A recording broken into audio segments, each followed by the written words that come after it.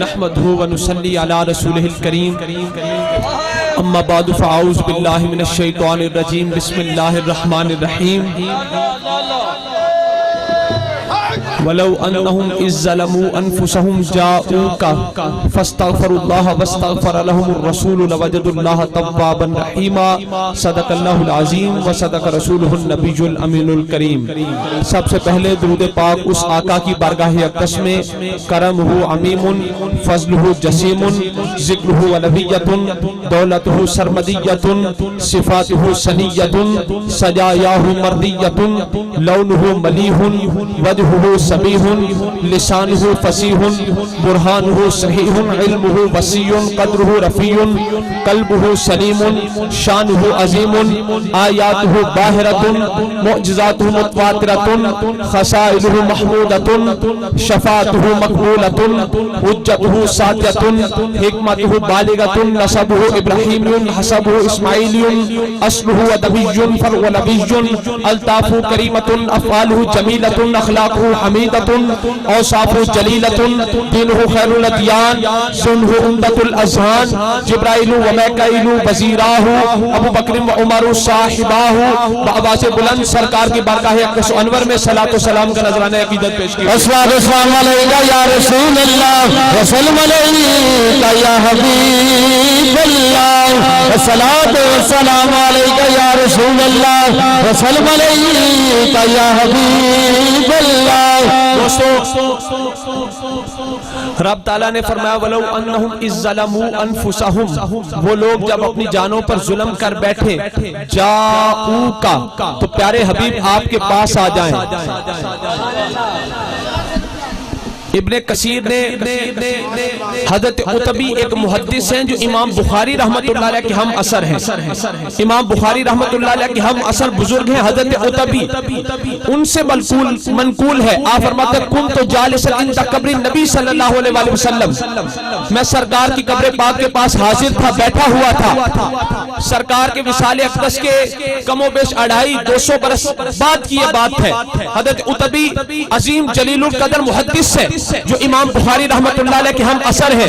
آپ فرماتے ہیں کنت جالسا عند قبر النبی صلی اللہ علیہ وسلم فجاء اعرابی، حضرت عتبی فرماتے ہیں کہ میں رسول اللہ کی قبر پاک کے پاس حاضر تھا، بیٹھا ہوا تھا کہ ایک دیہاتی شخص آ گیا۔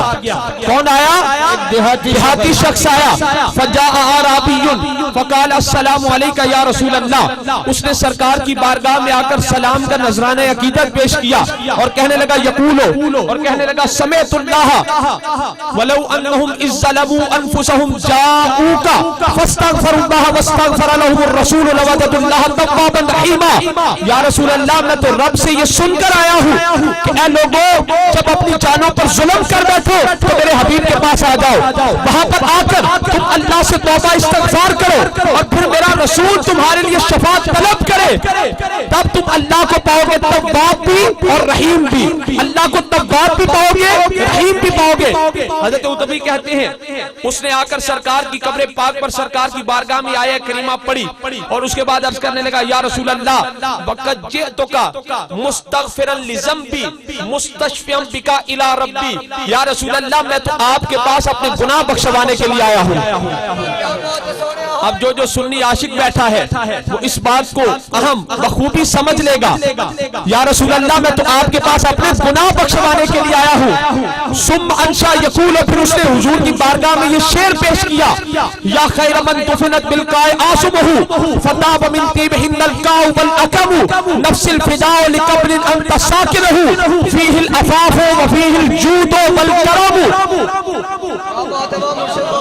کہنے لگا اے سب سے بہترین جو لوگ اس دنیا سے پردہ فرما کر زمین کے اندر مدفون ہو چکے ہیں، ان میں سے سب سے بہترین، ان میں سے سب سے جو لوگ میری بات سمجھ رہے ہیں، علم سے مس رکھتے ہیں، وہ میرے ساتھ ذرا تکرار کر لیں مخاطب ہو کر، اے ان سب میں سے بہترین جو زمین کے اندر مدفون ہو چکے ہیں، ان سب میں سے بہترین کہ جن کے مبارک خوشبو سے، جسم کی خوشبو سے یہ نعتیہ شعر ہے عربی کا، اس نے سرکار کی قبر پاک پر پیش کیا کہ اے جو زمین میں مدفون ہو چکے ان سب میں سے بہترین کہ جن کے جسم اقدس کی خوشبو سے پہاڑ بھی خوشبودار ہو گئے، چٹانیں بھی خوشبودار ہو گئی، میدان بھی خوشبودار ہو گئے۔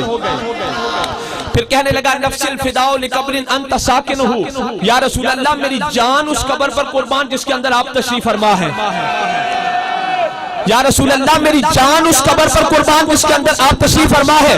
فیہ العفاف وفیہ الجود والکرم، اس قبر کے اندر پرہیزگاری بھی ہے، بخشش بھی ہے، معافی بھی ہے، جود بھی ہے، کرم بھی ہے۔ اب اس عرابی نے جب سرکار کی قبر پاک پر یہ شعر پیش کیا تو حضرت عتبی دیکھ رہے تھے۔ حضرت عتبی فرماتے ثم انصرف الاعرابی، پھر وہ عرابی سرکار کی قبر پاک پر یہ شعر پیش کر کے واپس چلا گیا، واپس پلٹا۔ سمجھ آ رہی ہے نا؟ سرکار کی بارگاہ میں حضرت عتبی کی موجودگی میں اس عرابی نے آ کر پہلے آیت پڑھی کہ یا رسول اللہ میں تو رب سے سن کر آیا ہوں کہ جب اپنی جانوں پر ظلم کرنا تو میرے حبیب کے پاس آ جاؤ۔ کہنے لگا یا رسول اللہ میں آپ کے پاس اپنے گناہوں کو بخشوانے کے لیے آیا ہوں۔ اس کے بعد اس نے یہ شعر پڑھا یا خیر من طفلت بالقاء آصبہ فتاب بنتی بہن القاء والاکم نفس الفداء لقبر انت ساکنہ فیہ العفاف وفیہ الجود والکرم۔ یہ شعر پیش کر کے ثم انصرف الاعرابی، پھر وہ عرابی پلٹا۔ جب وہ عرابی پلٹا حضرت عتبی فرماتے ہیں فغلبتنی عینایا، مجھے نیند آ گئی، مجھے نیند آ گئی، میری آنکھ لگ گئی۔ فرائت النبی صلی اللہ علیہ وآلہ وسلم فی النوم، میں نے سرکار کو خواب میں دیکھا۔ جب مجھے نیند آئی میں نے سرکار کو خواب میں دیکھا۔ فقال یا عتبی الحق الاعرابی فبشرہ ان اللہ قد غفر لہ، حضور نے فرمایا عتبی اٹھ، عتبی اٹھ، جا کر اس عرابی کو پکڑ، اس سے جا کر کہ عرابی اللہ نے تیرے سارے گناہوں کو بخش دیا۔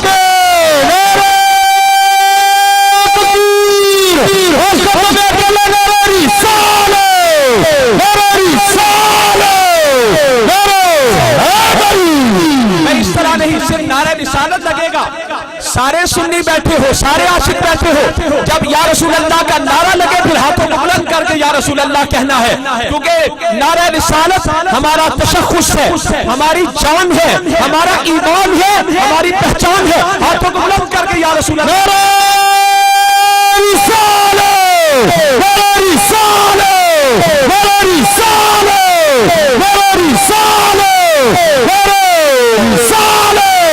نعرہ رسالت، حضرت عتبی کہتے ہیں ثم انصرف الاعرابی، پھر وہ عرابی سرکار کی بارگاہ میں شعر پیش کر کے پلٹا۔ جب وہ پلٹا فرائت النبی صلی اللہ علیہ وآلہ وسلم فی النوم، میں نے سرکار کو خواب میں دیکھا۔ سرکار نے فرمایا یا عتبی الحق الاعرابی، عرابی کو جا کر پکڑ، اس سے جا کر کہے اور اسے بشارت دے اللہ کہ بے شک اللہ تعالیٰ نے اس کے سارے گناہوں کو بخش دیا ہے، کہ بے شک اللہ نے اس کے سارے گناہوں کو بخش دیا ہے۔ اس عرابی سے کئی گناہ ہوئے ہوں گے پہلے، کئی گناہ ہوں گے بعد میں، پر مصطفیٰ نے یہ کیوں فرمایا جا عرابی تیرے سارے بخشے گئے؟ سبحان اللہ۔ اس کا مطلب یہ ہے کہ عرابی جڑے پہلے والے گناہ نے نا وہ تے کتے بھی سچی توبہ نال بخشے جا سکتے ہیں۔ عرابی پہلے والے گناہ کہیں پر بھی سچی توبہ سے بخشے جا سکتے ہیں۔ کیا تو بھی کیا یاد کرے گا کہ تو آیا ہے دونوں جہان کے شہنشاہ کی بارگاہ میں، کیا تیرے پہلے بھی بخشے گئے تیرے بعد والوں بھائی کے؟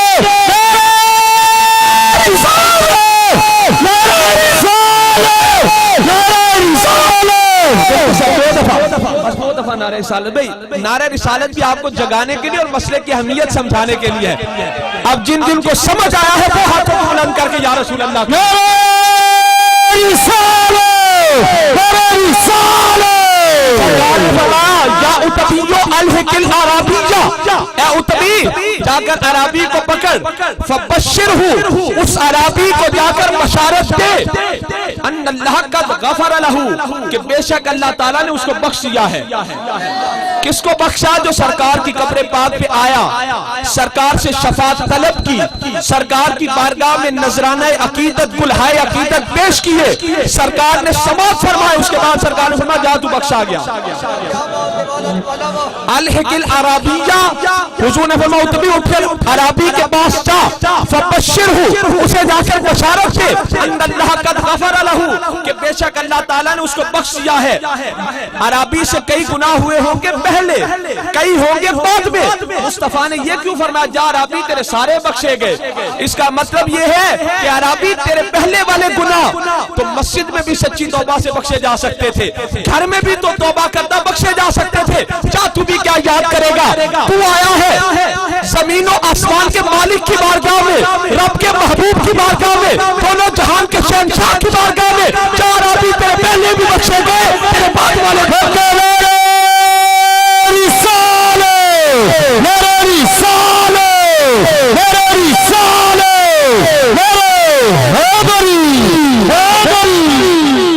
یہ کب کا واقعہ ہے؟ سرکار کے وصال کے کم و بیش 200-250 برس بعد کا۔ کب کا؟ اب کئی لوگ یہاں پر بھی پریشان ہو جاتے ہیں کہ جناب یہ تو خواب کا واقعہ ہے، یہ تو خواب کا واقعہ ہے۔ تو میں عرض کرتا ہوں چڈو قسم کے لوگوں کے خواب اور ہوتے ہیں، اللہ کے پیاروں کے خواب اور ہوتے ہیں۔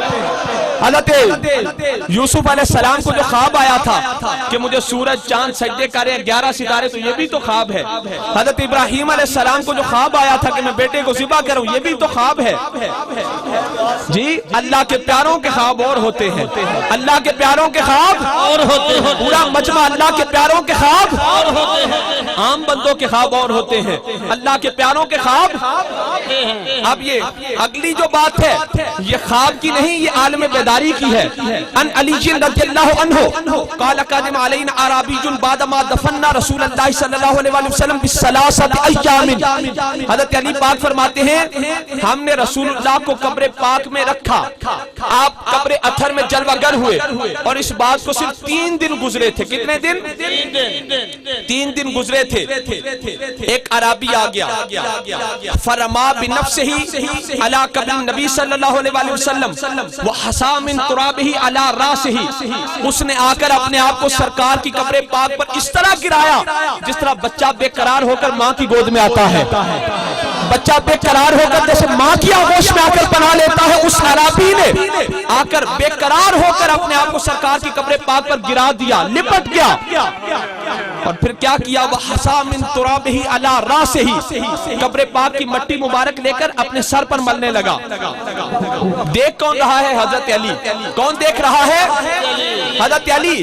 ہم عالم تصور میں حضرت علی سے عرض کرتے ہیں کہ مولا کائنات یہ بندہ قبر پاک سے لپٹ رہا ہے، چوم رہا ہے، سر مبارک پر مٹی مبارک ڈال رہا ہے، آپ روکتے کیوں نہیں؟